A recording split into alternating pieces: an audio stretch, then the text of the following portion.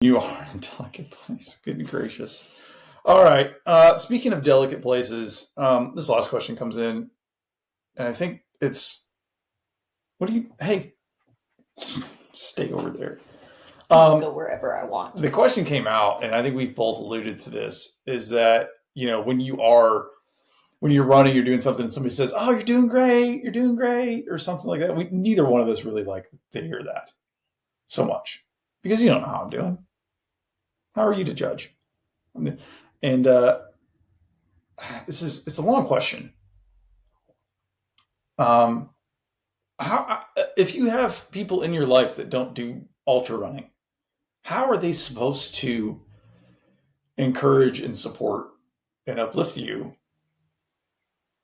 if they don't know, I guess, the ins and outs of what it means to only run 40 miles? Because from their perspective, you ran 40 freaking miles. That's a really long way. Like, that's amazing. Fair. It's a long way to run. In perspective, though, it's not so much. Like, because I think people want to be uplifting and encouraging, but how do you go about it? And I don't know that I have a solid answer. Like, what are you supposed to say? I have a couple thoughts on this. I love it. I'm trying to articulate because I know I've been in an aggressive mood today. You have. But I think you need to get over your own shit. Like, if someone tells you you look good, which I agree, like, I don't like when people are being fake to me. Like, when I know that I look like shit and I feel like shit, and you go, "You look great." Fuck you. No, I don't. I can smell me. I've seen me. I passed a car window at some point getting over here. I look like a raccoon. I've got mascara under my eyes. Listen, no. Or I came in hobbling. You're like, "Oh, you're looking great." No, not. No, not. This is terrible. My leg is locked up. I'm all gimping around over here. Or limping around. Anyways, like, that's different.